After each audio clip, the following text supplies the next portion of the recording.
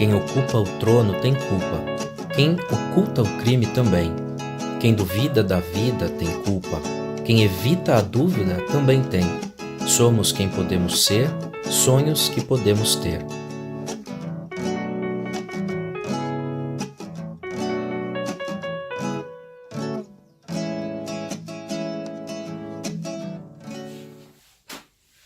Olá pessoas, tudo bem? Mais um vídeo então no nosso canal. Quero primeiramente, como sempre, agradecer pela participação, pelos comentários e coisa e tal. Hoje mandar meu beijo para a professora Heloísa, professora de biologia, com a qual troco muitas figurinhas, né, com relação a esse fazer vídeo e coisa e tal. E um beijão a todos vocês, né, que têm participado, que têm visto os vídeos e assim por diante. Quero começar então a pensar um pouquinho. Vocês já viram o tema desse vídeo, não é? Então, o monstro que podemos ser, não é? E que monstros nós podemos ser? Quero, antes de mais nada, iniciar com uma obra bastante conhecida de Goya, não é? E mostrar para vocês então. Vamos lá.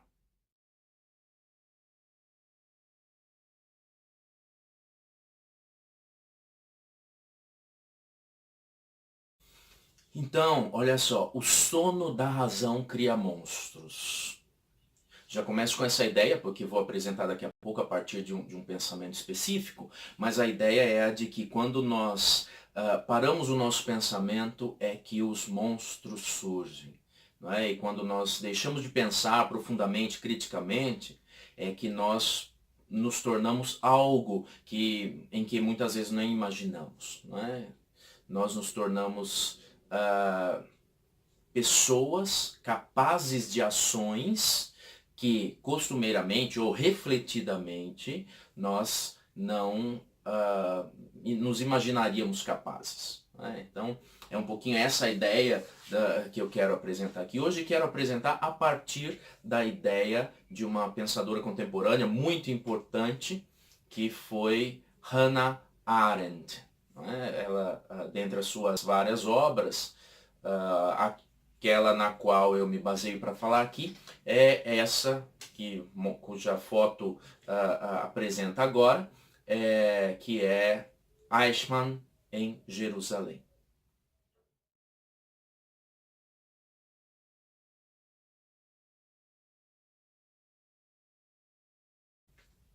O subtítulo da obra é Um Relato sobre a Banalidade do Mal.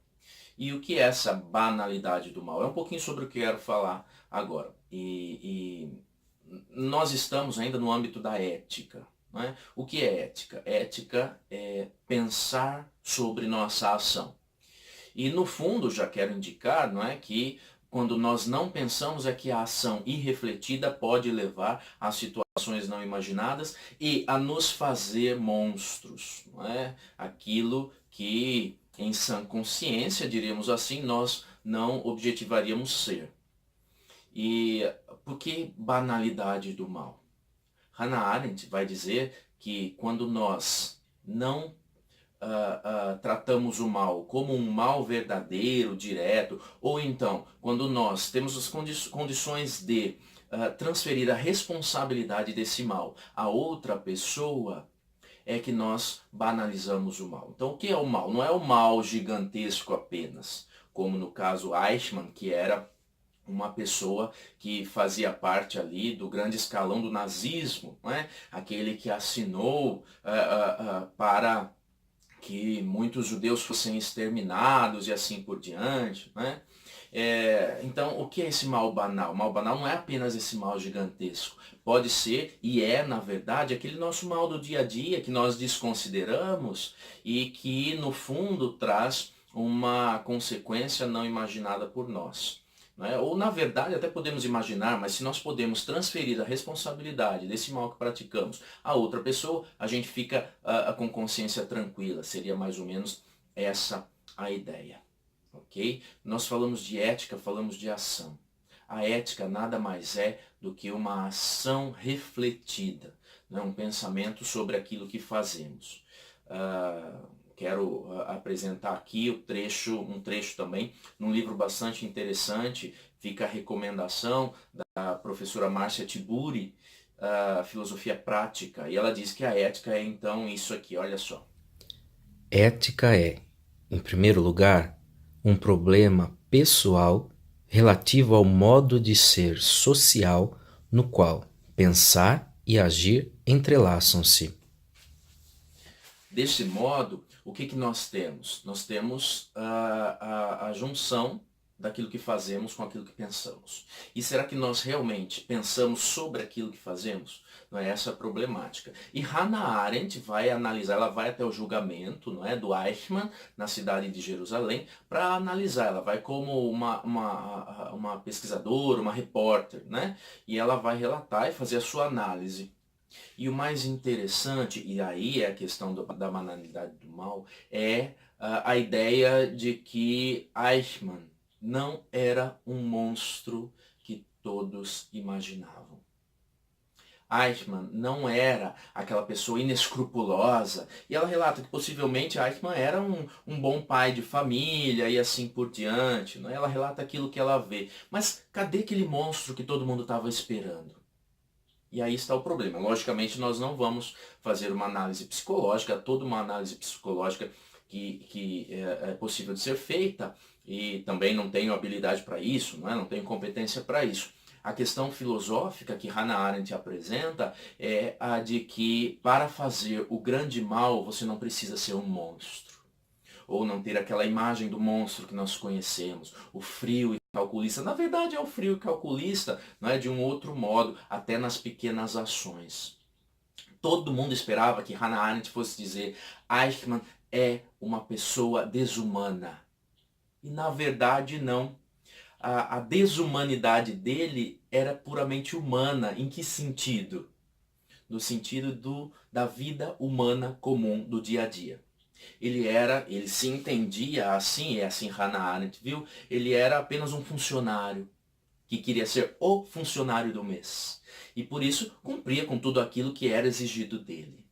Então, ele era alguém que simplesmente fazia aquilo que era ordenado, aquilo que precisava ser feito. Ele calculava a morte dos inúmeros judeus.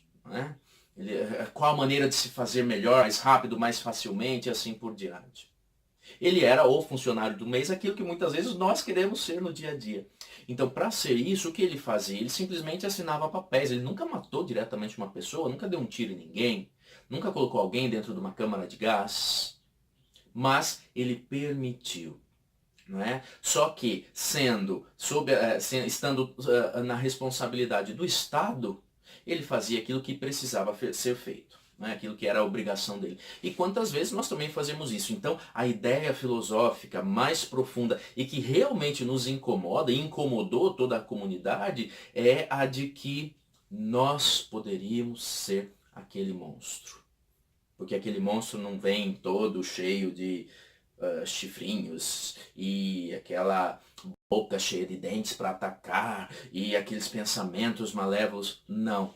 Quando nós agimos sem pensar, nós corremos grande risco de ser aquele monstro. Não é? E isso vai se refletindo em qualquer ação do nosso dia a dia.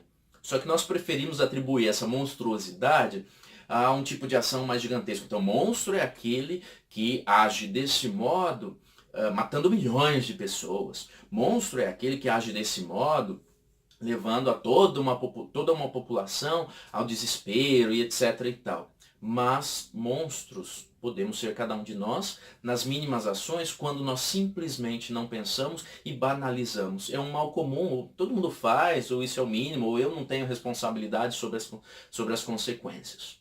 Não é? E Hannah Arendt relata algo que é isso aqui sobre Eichmann. Vamos ver. Apesar de todos os esforços da promotoria, todo mundo percebeu que esse homem não era um monstro, mas era difícil não desconfiar que fosse um palhaço.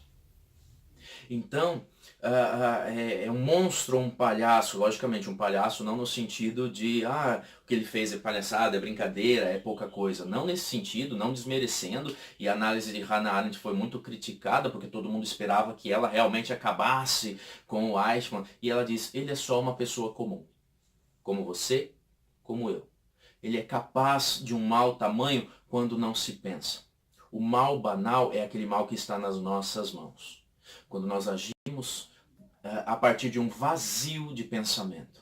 É uma prática, e nós vivemos uma sociedade da prática, da produção, do fazer mais, do querer sucesso e tudo mais, e nós acabamos não pensando. Então, toda vez que eu, como professor, observo em sala de aula um comentário de um aluno sobre o outro, um comentário que o deprecia e ajo como se nada tivesse acontecendo, porque aquilo todo mundo faz e aquilo, eu estou banalizando o mal.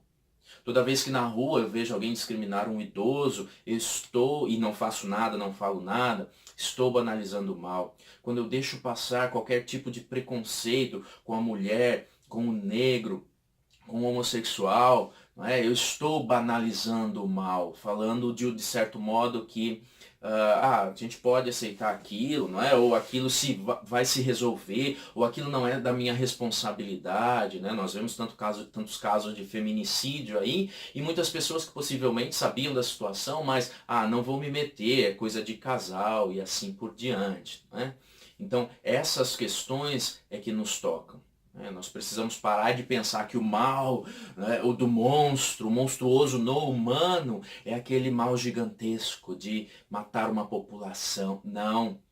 Tem que parar de imaginar que o mal, não é, do monstro é aquele do desvio de milhões dos cofres públicos feito por determinados políticos. Não. O mal perigoso é o mal banal. É aquele desvio que também acontece quando uma pessoa sonega imposto de renda, né? Sonega, esconde informações para não pagar imposto de renda, né? Esse é o mal banal, né? Esse é o mal que leva, que não é de certo modo, é outra proporção, mas é o mesmo mal daquele grande político que desviou milhões.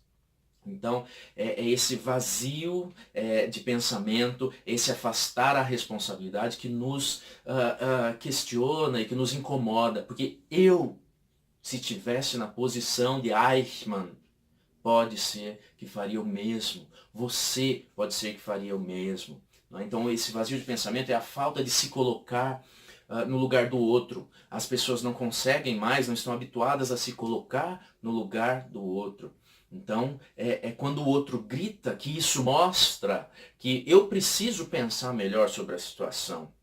Não é? É quando o outro grita que eu devo perceber que falta uma reflexão sobre essa sociedade machista que oprime as mulheres, sobre essa sociedade homofóbica que mata travestis, sobre essa sociedade racista que exclui os negros e assim por diante.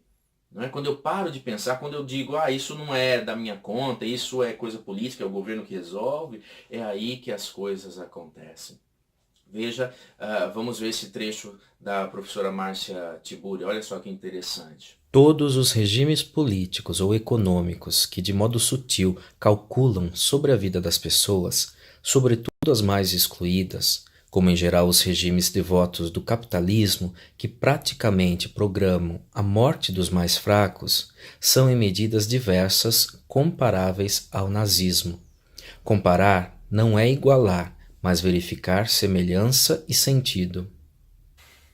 Deste modo, então, o mal banal é aquele mal que é realizado pelo cidadão de bem, não é? É realizado por aquelas pessoas que se mostram como as pessoas de coração, religiosas e etc e tal. O mal banal é aquele que eu realizo, que você realiza no dia a dia, quando nós não pensamos e não nos colocamos no lugar do outro.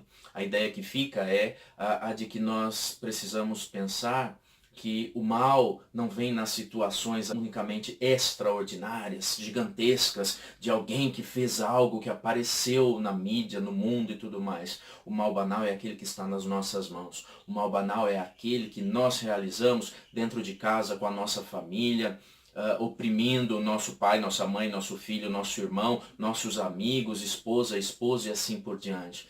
É esse o mal banal que incomoda porque eu sei que eu sou uma pessoa que pode se tornar um monstro. E será que não sou um monstro?